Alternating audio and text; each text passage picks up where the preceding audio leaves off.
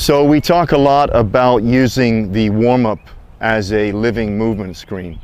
So it's part of a coach's role is to understand how athletes move. And our first opportunity to do that is when they actually start the warm-up. So we call the warm-up a living movement screen. We typically do a very similar warm-up every single day. We're going to roll that today with both Kyla and Mike. We're going to roll through part of that warm-up. And we are paying attention to how the athletes are moving and comparing how they move today with how they typically move, number one. And number two, what we expect to see and what we maybe hope to see from what we would call a model perspective. How could they move in a better, higher quality way? Okay? So we're going to start. Mike's going to leave us off here. He's probably going to forget half the warm-up, and that's okay. I'll help him through it. We're just going to start off with a basic skipping pattern as we go. And we've just got the cone set up right now to, I think, about 30 yards or so. I typically will not do any jogging in our warm-ups, you know, as at least for our sprinters anyway. Jogging is a totally different gait pattern than sprinting. I want to start, so we start in, rather than jogging, we actually skip, which is actually quite similar. If you think about what we're doing when we're skipping, right? There's a coordination of the ankle, the knee, and the hip joints to try to develop a kind of nice, stiff, and coordinated spring through the gait pattern itself. So it's just slowed down a little bit. I want them to feel like they've got some coordination between those three joints. It's nice and bouncy, it's good and loose. I'm not trying to get any height from this. They're rolling over the entirety of the foot, feeling what it feels like to get their knee behind the butt and get a little bit of hip extension, feeling what it feels like to get over on the first ray of each of those feet, feeling what it feels like to get some height and some bounce to that. And we'll typically do like 5 by, up to 80 meters of these skips. We're limited in space here, and we're just going to shorten this up. We're just doing 30 today. But they should feel like they're becoming just a little bit more coordinated, a little bit bouncier, just a little bit more rhythmical with each and every step. And they're also, as you can see, they're paying attention to how they're walking back as well. Now let's keep on going. We're going to do 5 of these, okay? So as they get better, we should see a little bit greater hip extension. We should see them getting onto their big toes a little bit better. We should see begin to see the beginnings of a little bit of rotation through the pelvis, a little bit of counter rotation through the shoulders. And all the while here, it's our responsibility to start trying to better understand how each individual is moving on this specific day. What is their energy like? What is their balance like? What are some of these patterns like? The one pattern I talk a lot about, and for me this is something we'll talk a lot about here today. There's 4 primary patterns. Danny and I were talking about this a little bit earlier. You will not have a fast athlete, regardless of the sport, who does not have a high quality hip extension pattern. You need to have the ability to get your knee behind the hip in a high quality way. Now, there's obviously questions around what we mean by high quality, but that's an extremely important pattern. If you can't extend your hip well, you can't run fast in anything, in any sport.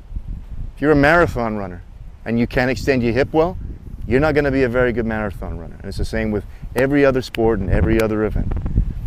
And it's especially important if you're sprinting. So whether sprinting is a part of your sport, if you're a soccer player, football player, whatever, or if you are an actual track and field sprinter, you can't extend your hip well, good luck. Now, hip extension pattern sort of starts when the foot just comes underneath the center of mass. So the foot, we land out in front of the center mass as the foot travels underneath it, or as more accurately, as the upper body rotates over the foot. The hip extension pattern starts when the foot's directly underneath, and it ends as the foot leaves the ground. So let's start paying attention now to what that pattern looks like on both Kyla and on Mike. So I'll do one more skip, okay? Let's just do one more skip and one more walk back. And I want you guys to really pay attention to that pattern. And I want you guys who are watching this to pay attention to what you're seeing now on this pattern. Are you seeing what you think is a high quality hip extension pattern? Okay? How does that foot move from mid stance to toe off? What is the range like? What's the velocity like? What is the bounce like? Does it look coordinated? Is it symmetrical? Okay, one more time. And pay attention to this as we watch, not just on the skip, but also on the walk back. Danny, you seeing anything from a hip extension pattern here for these two guys? Well, kind of like you alluded to, each set, each rep, it seems to get a little bit more clean, a little bit more range, a little bit more speed to it. I think the more that we kind of drive in the points, they become a little bit more perceptive to them, and then start to feel what we're looking for a little bit more. Not anything really glaring on either one of these two on this one. For what it is worth, Kyla is a previous ACL athlete. So for all intents and purposes, whenever we see a major connective tissue injury like that, we want to pay closer attention to those discrepancies between left and right and front to back. Mm-hmm. Let's go now, skip, big arms, walk back, okay? So a little bit more dynamic now, a little bit bouncier. So we've done the first little really general part of the warm-up. Let's start getting a touch more specific, a little bit more dynamic, okay? Get your arms involved as well. Big open skip, flat foot or heel first, roll through, get off your first ray, be nice and bouncy with it, and then walk back smoothly. All right? Great. Now I know a lot of coaches like to put the arms across the chest. I actually prefer to move the arms in synchronicity with the legs. This is a unilateral sport. I feel like it's more important to do similar things with the upper body and the lower body unless there's a constraint with the upper body like holding a stick, so on and so forth. Again, pay attention to how you're walking back. And as you're watching this, try and pay attention too, right? We're focusing still here on the hip extension pattern. So rather than focusing in on singular moments or singular joints or singular muscles, we're looking at a pattern. Let's do that one more time, okay? We're looking at a pattern, a more global pattern. It's how these shapes are coordinated in space and time. So rather than looking at a shape itself, a joint itself, a muscle itself, a portion of the body, let's look at this pattern, the hip extension pattern, how the knee comes from underneath to behind. One more time.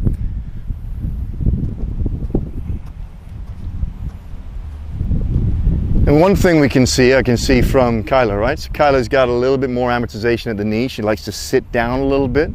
So I don't know if this is typical for her. I don't know if that's problematic for her. Mike's a sprinter, so we're going to expect Mike to be a little bit taller, maybe a little bit more coordinated with how he uses his hips relative to his knees, where Kyla, when she goes a little bit more dynamic, she likes to sit down a little bit and use her quads. Not necessarily a problem, it's just something that I've identified with Kyla. She is, as Danny said, slightly asymmetrical as well. Go with a side shuffle now, okay? Good. Can we look at the hip extension pattern from a side shuffle? Of course we can. We just come here. So I do a lot of my observation from not just the side, but in front, and just walk back, from in front and behind.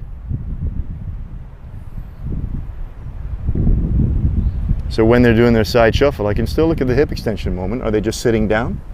Are they just sitting down here like this as they're shuffling, or can they actually stand up and extend through the hip in a really nice and coordinated way? Yeah, other side.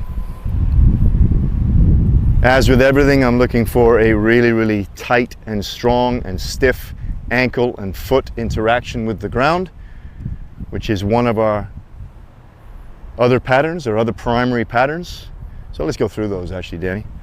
We've got the hip extension pattern. There's four primary patterns. Well, sprinting is a pattern in and of itself, right? And then we know that every system nests within other systems. So within the sprinting pattern, there's probably four primary. There's probably three primary and one additional one. So the three primary patterns in sprinting is hip extension. As I said, you can't run fast if you don't have a good hip extension pattern. The second one is the hip flexion pattern. So how well can you flex your hip in space and time? The third one is the foot-ground interaction. So the hip extension pattern finishes when the foot leaves the ground, and then we flex the hip until it comes up into this position when it blocks, and then the foot-ground interaction pattern starts from this position until the foot gets underneath the center of mass. And that goes through the entire gait cycle, right? So you've got hip extension from mid support to toe off. You got hip flexion up until this point. It blocks, it starts to reverse. Then you've got the beginning of the foot ground interaction, so middle to late swing. Then you've got terminal swing as it comes in. Then it impacts the ground. You've got this braking phase for a few inches, sort of between 7 and 18 inches between the time it initially contacts the ground to the point where it's directly underneath the center mass. And that's the foot to ground interaction pattern. So those are the three primary patterns. So now as we go through these next little series of exercises, let's focus a little bit more now on one of those other two. Okay, we're going to talk about the fourth pattern in a second. So we've talked about the hip extension pattern. We're starting to pick up how well these two extend to the hip. Now let's look at how well they flex to the hip, or how well they interact with the ground. Are they just falling into the ground, or are they actively coming into the ground and setting up some real nice eccentric stiffness? Okay, so I don't know where we're at now, but let's continue where we were. Okay, I think we were doing a backward skip, right? So a backward skip and a walk back. So backward skip is actually a really good opportunity. Yeah, off you go. Backward skip is actually a really good opportunity to look at that hip extension pattern, right? Because now we're going backwards. We actually have to extend the hip to go back that way. You see that? Definitely differences on this one. Oh, massive, right? Yeah, big differences. Let's walk back. We'll actually do that one more time. So we're gonna take one more time to look at the hip extension pattern. So again, we're slowing this down significantly. Obviously, this would be much quicker than this if we're running this in real time and in real life.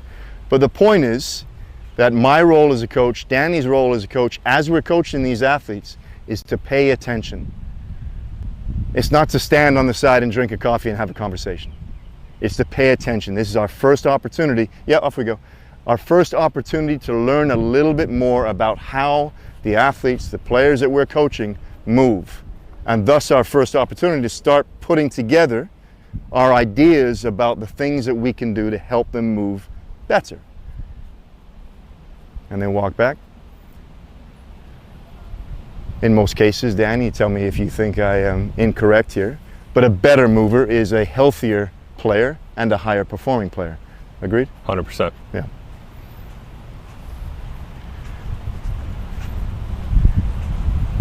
All right, so we're going to go just a skip into a lunge.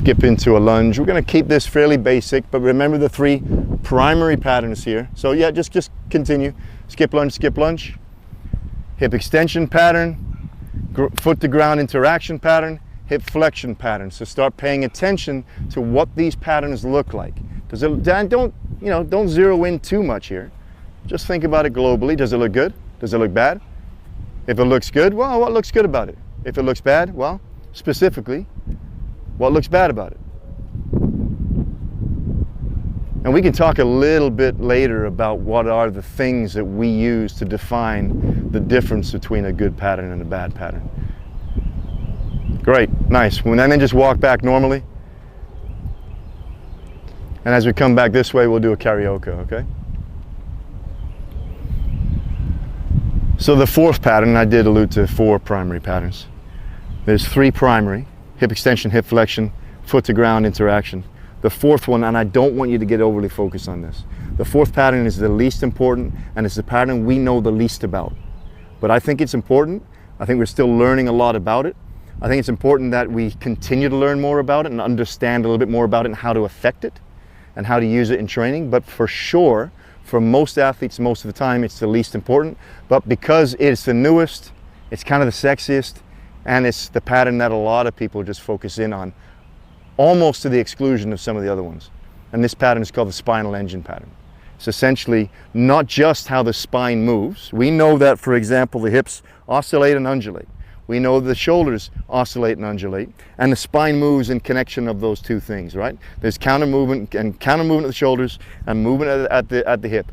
It's not just that. The spinal engine pattern, Grakovetsky says that the spine is actually a generator of much of these forces, and the legs are used to amplify the force into the ground. So it's not just that it connects the hips and the shoulders, but it actually has an active role in the generation of force. We're still learning a ton about it, but I want you to pay attention now to how that spine moves and how these athletes are using the movement of the spine to generate more force into the ground. Okay, so those are the 4. So this is our first opportunity to look at some of the rotational movements. So we're doing the karaoke now. So essentially we're looking at full rotation of the hips and full counter rotation of the shoulder. So I don't understand, you'll see a lot of coaches and a lot of players do this, waste of time. You'll see a lot of others do this with a bringing this up, and it's more really just a deduction exercise than it is an actual spinal rotation exercise.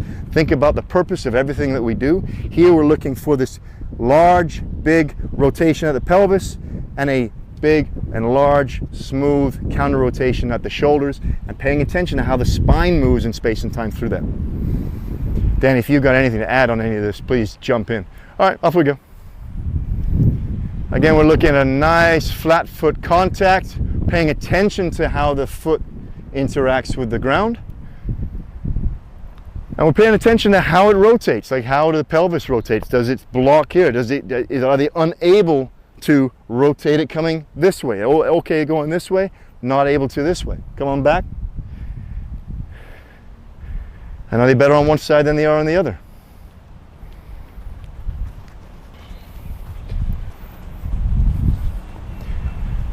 And we can start actually seeing, like Mike there. Yep. We're gonna do this one more time. I want you to really zoom in on Mike. Yeah. Don't zoom in on Mike. But let's make sure that we can see the entirety of how Mike is moving here. And I want you guys who are watching this to really zoom in now and try to figure out what's going on here.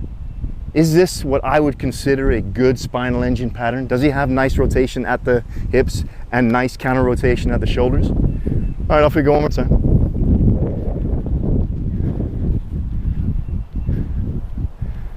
So as somebody, Danny, who spent probably a lot less time warming up sprint athletes than me. I'd say that's accurate. Yeah. Yeah. What are you specifically seeing here? The thing that's Mike? always interesting to me is to see the differences between sprint-based athletes and non-sprint-based athletes. And with patterns like this, the first thing sticking out to me is with Kai having to open that hip in order to create counter rotation. But with Mike, it's just much more of a fluent reciprocity. So, again, and it's kind of building off of what we were saying a minute ago, none of this is an indictment. It's not good or bad, but the observation of that kind of always generates where my day is going to go. So with things like this, with Kai, is this going to be something that's more related to just relativity or familiarity of movement? Does she just need to do more iteration of this to make it look cleaner? Is there something that's going to be an intervention on the manual side? Is this something that's tissue-based?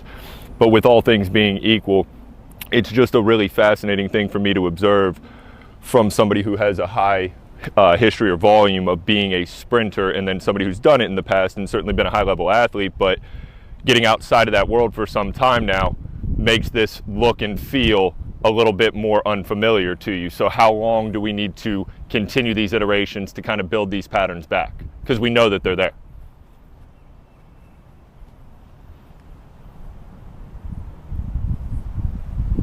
Sorry about that. We're not talking to these guys, we're talking to the camera. Backward run. So back run, for some sports, this is really important. We see, by the way, where Kyla wants to be, right? Yeah. She wants to be way down here on her knees, just doesn't use her hips well at all. Where Mike wants to be up here. You're a linebacker, he's a DB. And we're walking back. I think for, kind of speaking for myself here, but this is something that should be, very relatable for a lot of coaches who are especially in that earlier phase of their career, just fresh out of your CSCS, just fresh out of your undergrad. When do we determine that something needs intervention or not? And I think that this is something that for myself, I'm still absolutely figuring out. But the biggest thing for me is coordinating with the athlete. So the way that I kind of arrange this is, what am I observing versus what the athlete is feeling, and then how much is the difference between those? So this is where I start to try to think about trying to close that gap down. If whether the athlete feels good or bad, or whether I see something good or bad, what is that difference between the two? And this kind of speaks to that interoceptive nature of movement, where the body or the athlete is able to kind of feel how they feel with something. And what is that difference between the two? So if I feel like there's a big difference between what I'm seeing and what the athlete is feeling, usually that's when I'll kind of say, okay, maybe we do need to pull off for a second and have some sort of an intervention and then plug back in and reassess it. But sometimes that can be a difficult thing to kind of sift through and determine when that point is. Yeah, it's a really good point, right? So it's typically during the warm-up, I say very, very little. Even with younger or newer athletes, I'm trying to gain a better understanding of what they naturally do, right? That's kind of the purpose here. What does an athlete naturally do, and how do they do it? And how can I better understand how they do that stuff? And only when I understand that, and that takes time, am I then comfortable enough to actually go in and make some suggestions or facilitate or guide the process of exploring different way of doing things, right?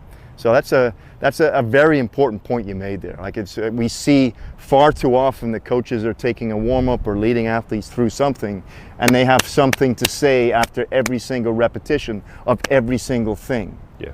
It's really important that athletes just move whatever is most efficient for them, most effective for them in the most natural way. And especially here, like we're trying to find out what that is. They're trying to find out what that is. If it's problematic, yeah, let's have a conversation, we might step in. But that doesn't occur yet. That's that's way further down the line. Yeah. One of the things that I notice in most of the best coaches that I work with, and this is Danny. This goes from Danny, who's a relatively young coach, to Buddy Morris, who's a relatively old coach, and he won't mind me saying that. Whenever Buddy comes and comes to practice and watches us train athletes, he has a notebook out, and he's writing all the time, like literally all the time. He's writing what he sees, he's writing conversations that we're having together, and Danny's the same. I'm the same. I've got my phone, I do it with my phone. I really should have my book, because I'm not as old school as I used to be. But just watching something, and if I see Mike do something or Kyler do something that looks like a problem, or it looks like something different from what I expect, I write it down. I don't go in there right away. It's a flag for me. It isn't necessarily a red flag though, as Danny was saying. It's just a flag. It's just an opportunity for me to go a little bit deeper, ask some more questions. All right, so that's the first little, we'll do a little bit more. Let's go to the very start again. We're gonna skip, but we'll be a little bit more dynamic with it, and then we walk back. So this time we're gonna skip, before you were there, now we're here a little bit, right? Just a little bit more bouncy. So now we can start to see all of these patterns in play simultaneously. So as you're watching this now, look at hip extension. Are they extending? Look at hip flexion. Are they flexing well? Look at the foot to ground interaction. What does that look like? And let's look at the spinal engine pattern. How are they rotating well, and are they looking globally really coordinated through the entirety of all three of those patterns? Okay, let's take it out to the yellow and walk back, okay? Nice and bouncy. Right from here. Right from here is good. Yep, on you. Nice, like it. This is really interesting because we've got two athletes here who do things in two totally different ways. Yeah. Which is how coaching is, right? Yeah. If you got a group of 15 athletes, you've got 15 totally different strategies. You've got athletes that move this way on one end of the continuum, you got athletes on this other end of the continuum, and you've got 13 others along the continuum. We don't have everybody moving the same way. We don't want people all moving the same way. We want people moving in a way that aligns with how they most naturally, most effectively move as individuals. It's a really important point. We'll do that 5 times. Reminder of the patterns. Hip extension. How are they extending the hip? How are they flexing the hip? How are they interacting with the ground?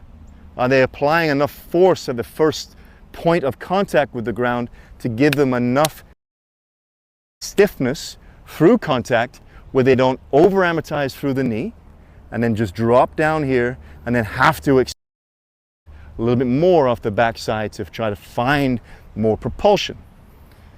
So look at the differences here between Mike and Kyler.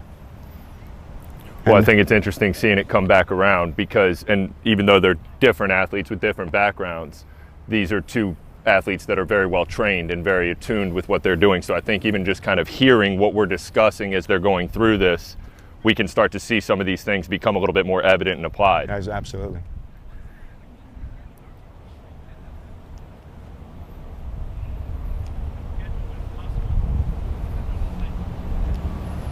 Mike, you do a really good job with that posture walk. Yeah, I can still see that they're kind of walking well. You can see though that even how they're walking, Yeah, it's an opportunity for me to, all right, how are they walking? Mike likes to walk back here, yeah. you know? Mike walks behind himself. Kyla's on top of herself. Yeah.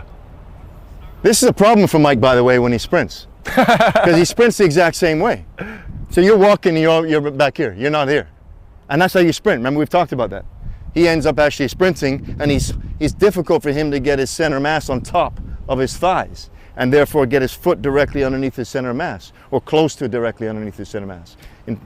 Instead, he ends up kind of back here a little bit, and can't really find the ground and falls into it and way out here. So it's an issue.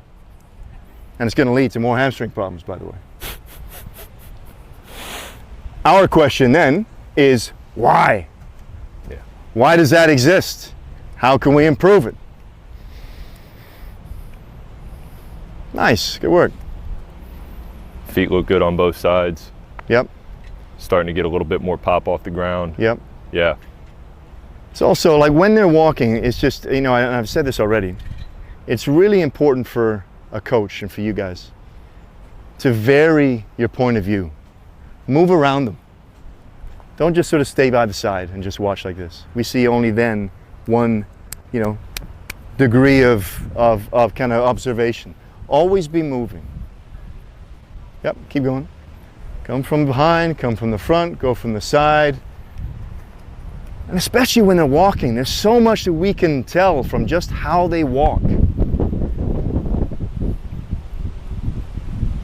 So zero in on Kyla here. And let's just watch Kyla walk back. And what are you guys seeing?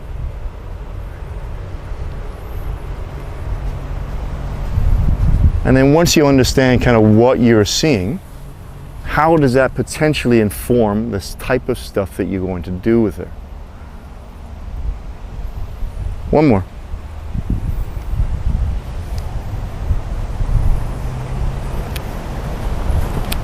Mike, you're ready to run 10-2 tomorrow, man, I can tell. Mike's actually doing a pre-meet workout here for a race that he's running in tomorrow night. 10-2. 10-2.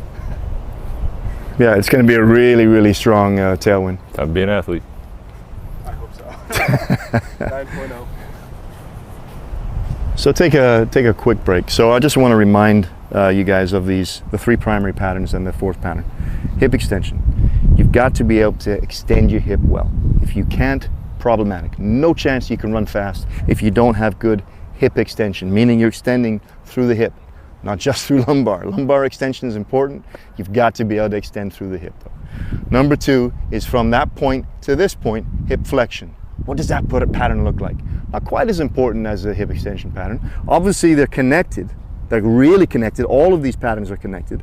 But how you see a lot of funky flexion patterns of players that are still fast and healthy. You'll see some that only come up to here. You'll see some that come way up to here. You'll see some patterns that kind of come out to the side and come to the front. Flexion patterns can be a little bit more funky. They're still important. They're probably not as important as a hip extension pattern. Third is that foot to ground interaction pattern. So from that point here to the point where the foot's directly underneath the center of mass. So from the block to mid swing to terminal swing to the braking phase.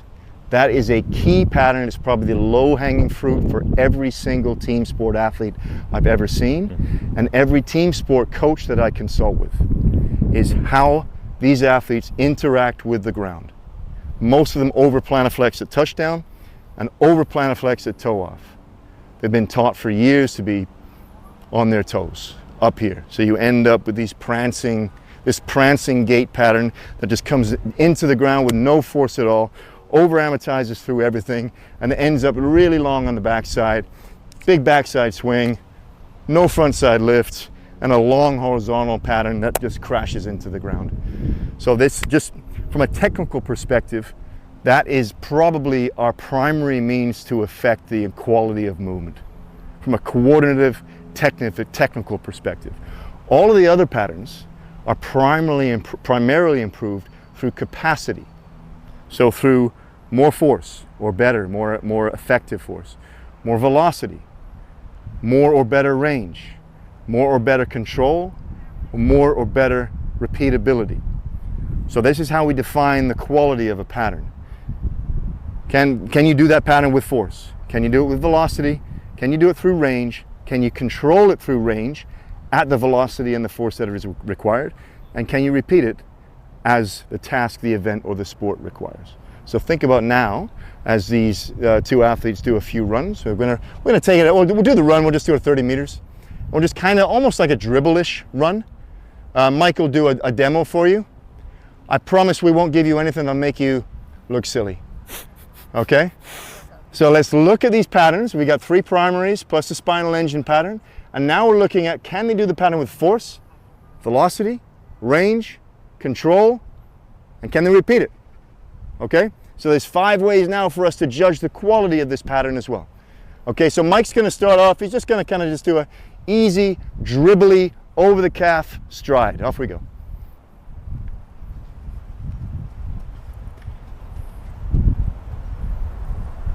Can we do that? Let's do Okay, it. let's try it. This is actually harder than running for some people because it's a little, oh yeah, you can do it, no problem. Great.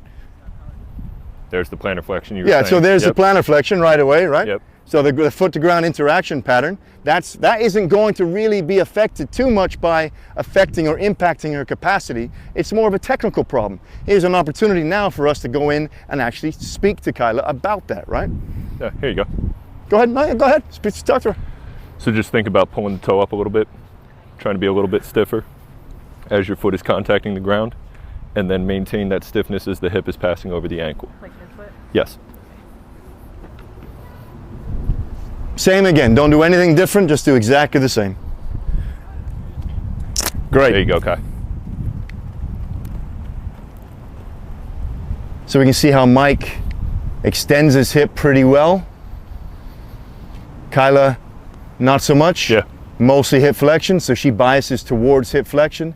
Anybody who biases towards hip flexion is also going to have an overly plantarflex contact. Right. So we need you, Kyla, to just get your knee behind your butt. Are we seeing mainly on my left side? Both sides. Okay. Both sides. So your knee doesn't have to go that high.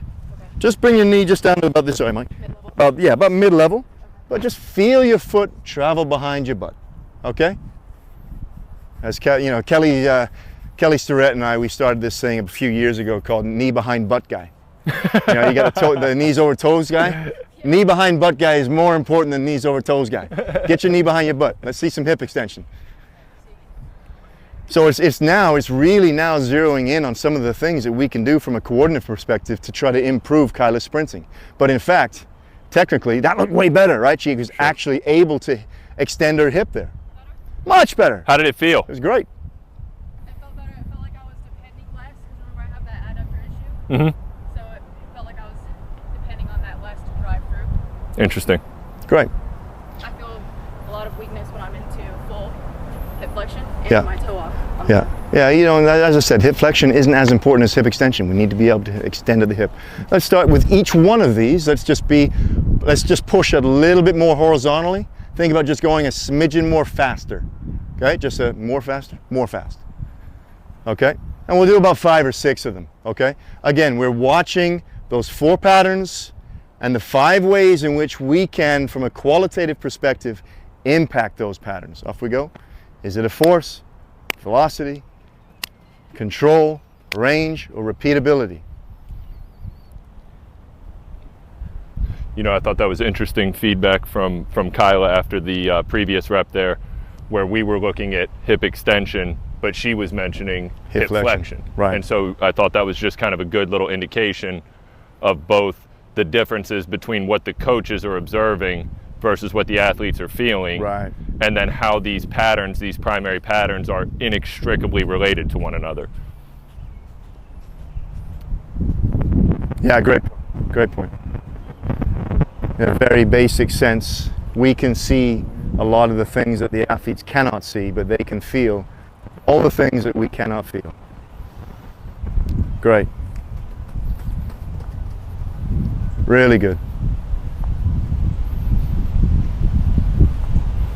So now you've got your book. You've written down the problematic patterns. There's a hierarchy now within those 4 patterns. Okay, the hip extension pattern is our most problematic pattern, and it's a little bit asymmetrical. It's a little bit worse on the left than it is on the right. Okay, I've written that down. The next pattern that is a problem is the foot to ground interaction pattern. Yeah, and the hip flexion and the spinal engine pattern. Well, those look okay. So now we've got a starting point, right? But now it is like, what's the next step? Next step then is that lack of quality of that pattern due to a lack of force, due to a lack of velocity, due to a lack of range, due to a lack of control, or due to a lack of their ability to repeat that pattern over the course of time.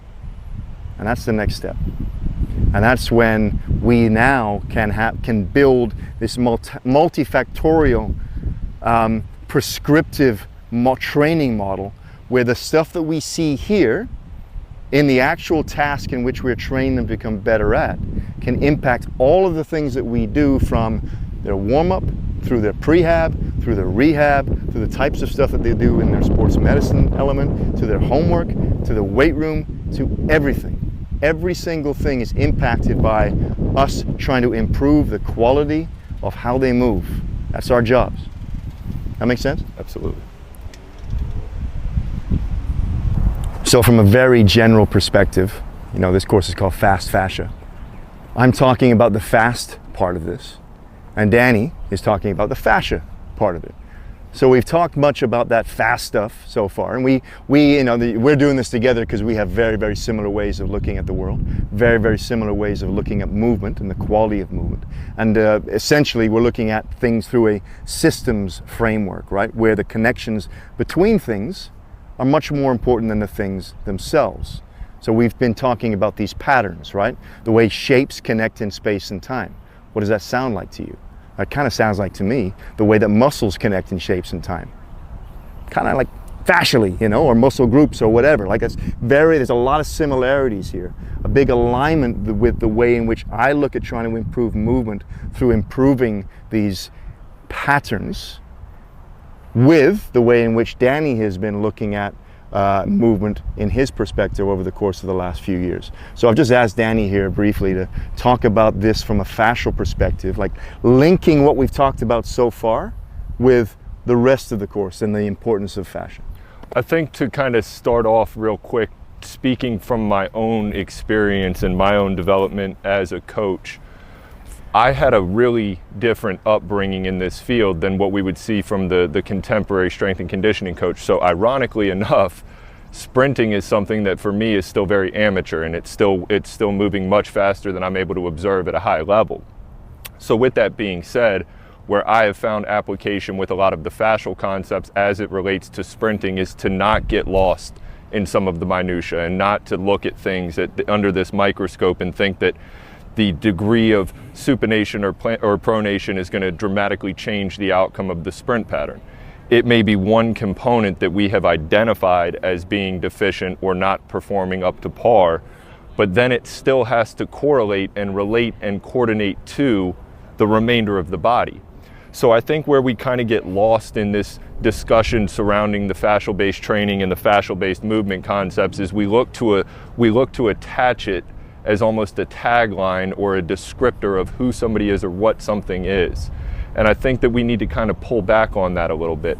We need to just look at these two as being interrelated and complementary to one another. And from the fascial perspective in this regard, it's just allowing me to kind of take a step back a little bit and then see how certain specific deviations in movement or in pattern start to affect the remainder of the body and the remainder of the kinetic sequencing. This is where we can start to work back in, and then we start to play with other pieces or parts. But when we think about our myofascial lines, we think about the importance of connection. We think about the importance of coordination. We want to look at how the degree of hip flexion affects the degree of extension on the backside. Is there a relationship between those two? Then what is the symmetry between the pelvis? How does that influence what we're seeing with reciprocity between the shoulder in the opposite pelvis or the spinal engine pattern. This is where we can start to kind of overlay now to thinking about, again, our myofascial lines is how they are crossing the body and crossing the midline.